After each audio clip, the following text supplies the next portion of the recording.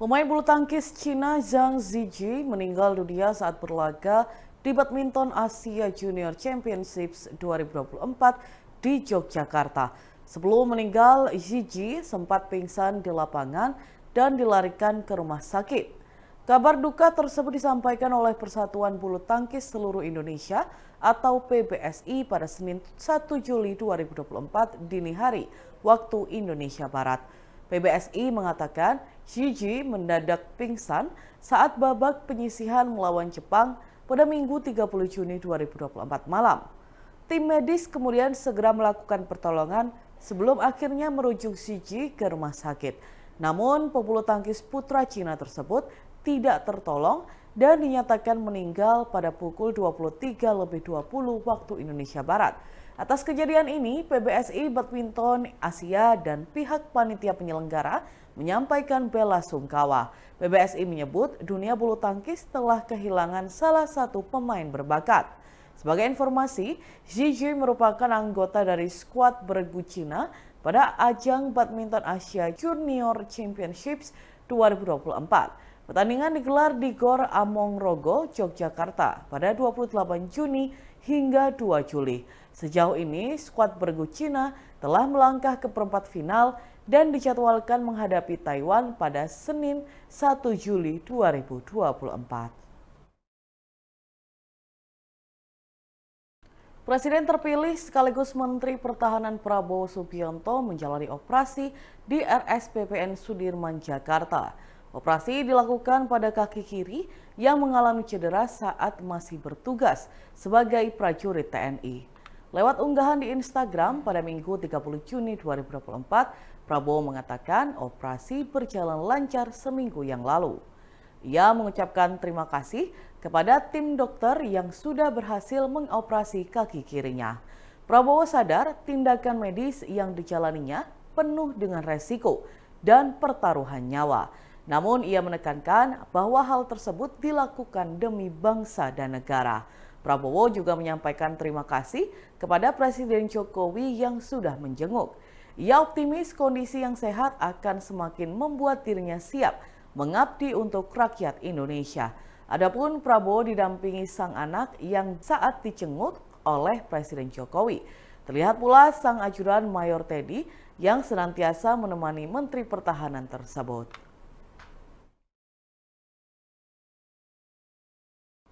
Arab Saudi mendesak warganya untuk segera meninggalkan Lebanon, menyusul ketegangan antara Israel dan Hizbullah. Desakan serupa sebelumnya juga telah dilakukan oleh sejumlah negara-negara barat. Mengutip laporan Arab News pada Senin 1 Juli 2024, situasi di Lebanon Selatan semakin tegang. Pemerintah Arab Saudi sebelumnya telah melarang warganya untuk melakukan perjalanan ke Lebanon. Kini warga Saudi yang masih tinggal di negara tersebut diminta untuk segera pergi. Negara barat seperti Jerman, Kanada, dan Belanda juga telah mengeluarkan peringatan serupa. Mereka khawatir tidak dapat membantu warganya keluar dari Lebanon jika perang terjadi. Diketahui ketegangan antara Israel dan Hizbullah telah meningkat dalam beberapa waktu terakhir. Kondisi ini bahkan sampai mendapat perhatian khusus dari Sekjen PBB Antonio Guterres. Ia memperingatkan jika Israel dan Hizbullah berperang, maka akan mengakibatkan bencana mengerikan. Guterres juga tidak ingin Lebanon bernasib sama seperti Gaza, Palestina. Polres Bangkalan mengamankan pria berinisial HN 60 tahun, warga Dusun Tambak Agung, Desa Tanah Merah Laok, Kecamatan Tanah Merah, atas perkara penganiayaan hingga merenggut nyawa MSK 45 tahun pada Minggu 30 Juni 2024. Korban yang masih keponakan dari HN menderita luka tusuk di bagian bawah ketiak kiri. Rumah paman keponakan ini diketahui hanya berjarak sekitar 50 meter saja. Tragedi penusukan dengan sebilah keris terjadi di pekarangan rumah pelaku HN sekitar pukul 8.30 pagi waktu Indonesia Barat. Saat ini penyidik Satreskrim Polres Bangkalan masih melakukan pemeriksaan secara intensif terhadap HN. Kasat Reskrim Polres Bangkalan AKP Heru Cahyo menyampaikan awalnya ada kerja bakti, kemudian terjadi cekcok antara pelaku dan ayah tiri korban pada pukul 8 pagi. Ayah tiri korban lalu masuk ke dalam rumah. Pelaku mengira ia mengambil sajam dan pelaku sendiri langsung memilih pulang. Pelaku HN setiba di rumah tidak kembali ke lokasi terjadinya cekcok. Namun sekitar pukul 8:30 korban MSK mendatangi rumah pelaku. Perang mulut antara paman HN dan korban MSK tidak terhindarkan hingga pelaku menusukkan sebilah keris ke tubuh korban. Korban pun sempat dilarikan ke puskesmas Kuanyar, namun nyawanya tidak tertolong. Jasad korban langsung dibawa ke RSUD Syambrabu Bangkalan untuk dilakukan pemeriksaan laboratorium forensik. Atas peristiwa tersebut, sejumlah personel Satreskrim dan Satsamapta Polres Bangkalan melakukan pengamanan di lokasi kejadian, khususnya berjaga-jaga di rumah duka. Hal itu dilakukan sebagai langkah antisipasi untuk menghindari terjadinya aksi balasan. Pengamanan di rumah duka dipimpin langsung oleh Wakapolres Bangkalan, Kompol Andi Febriansyah bersama Kapolsek Tanah Merah AKP Eko Siswanto serta sejumlah tokoh masyarakat setempat. Mereka bertahan mulai jenazah dimandikan, disolatkan hingga mengantarkan jenazah korban ke pemakaman umum. Dari tragedi itu, penyidik Satreskrim Polres Bangkalan menyita selongsong keris, baju korban, dan pelaku yang masih berlumuran darah. Dan Tribuners, berikut kita simak bersama penjelasan dari Kasat Reskrim Polres Bangkalan, AKP Heru Cahyo. Peristiwa penganiayaan yang mengakibatkan korban meninggal di desa Tanah Merah Lauk, Kecamatan Tanah Merah, ini dilakukan oleh pelaku berinisial H. Saat ini sudah kita amankan, masih dalam proses pemeriksaan oleh Satreskrim Polres Bangkalan. Peristiwa ini berawal ketika korban inisial M itu adalah keponakan dari H, yang mana ibu kandung M itu adalah adik kandung dari pelaku H. Ini awalnya ada kerja bakti di kampung tersebut, kemudian pelaku cekcok sama ayah tiri korban. Kemudian ayah tiri korban itu masuk ke dalam rumah, dikira mengambil sajam. Kemudian pelaku pulang sampai di rumah, dia nggak berani kembali ke tempat kerja bakti itu. Tiba-tiba korban datang. Korban inisial M datang ke rumah H, terjadilah cekcok mulut di situ.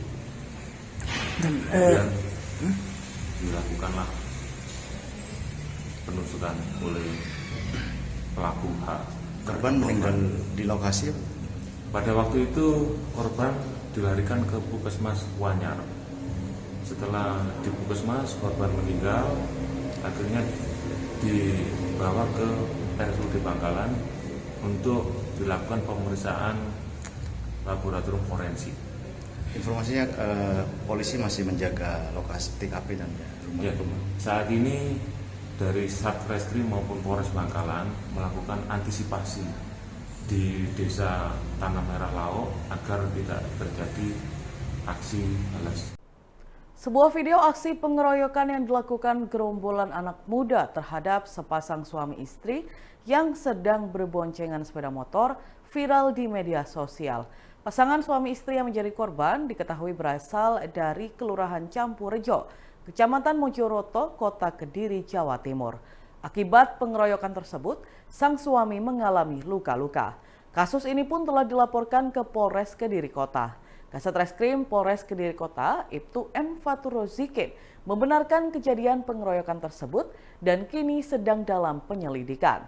Disebutkan peristiwa terjadi di kawasan Jalan Gor Jayabaya, Kelurahan Bandar Kidul, Kecamatan Mojoroto, Kota Kediri, pada Sabtu 29 Juni 2024 pukul 21.30 malam waktu Indonesia Barat. Kasus penganiayaan yang sama juga terjadi di daerah Mojo, Kabupaten Kediri. Ada dugaan kedua kasus ini dilakukan oleh gerombolan yang sama. Informasi yang dihimpun awak media, kronologi kasus pengeroyokan bermula ketika korban berinisial AK 21 tahun bersama istrinya berinisial PT 22 tahun pulang dari kawasan Monumen SLG Kecamatan Ngasem, Kabupaten Kediri, mengendarai sepeda motor. Saat arah pulang, korban dan istrinya berniat untuk melihat konser musik di Gor Jayabaya. Kemudian sekitar pukul 21.30 malam saat berada di Jalan Gor Jayabaya, korban dan istrinya terjebak macet karena kerumunan orang keluar dari konser di Gor Jayabaya yang sudah selesai. Tiba-tiba seseorang menunjuk korban. Setelah itu orang tersebut dan beberapa orang lainnya seketika memukul dan menendang korban beberapa kali. Akibatnya istri korban sempat terdorong karena kerumunan para pelaku. Hingga pada akhirnya sang suami berteriak bahwa istrinya sedang hamil agar pelaku berhenti melakukan pengeroyokan. Diketahui sebenarnya istri dari korban tidak benar sedang hamil. Namun cara itu ternyata ampuh untuk membuat para pelaku mundur dan pergi meninggalkan kedua korban.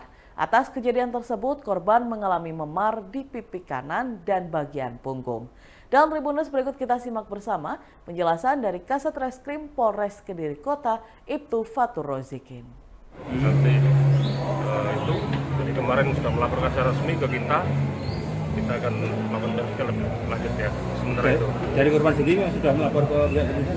Sudah melapor ke kita. Dari kemarin pagi melapor ke kita. Lokasinya di mana? Sementara sudah ada video itu. Ya. Kronologinya seperti apa? Nanti bisa lakukan lebih lanjut ya. Ada berapa pelapor kemarin dan? Ada berapa pelapor? Kemarin ke kita 2. Ya. Korbannya berapa sih? Yang satu ada di kejadian di Mojo. Dekat Korea. Ya.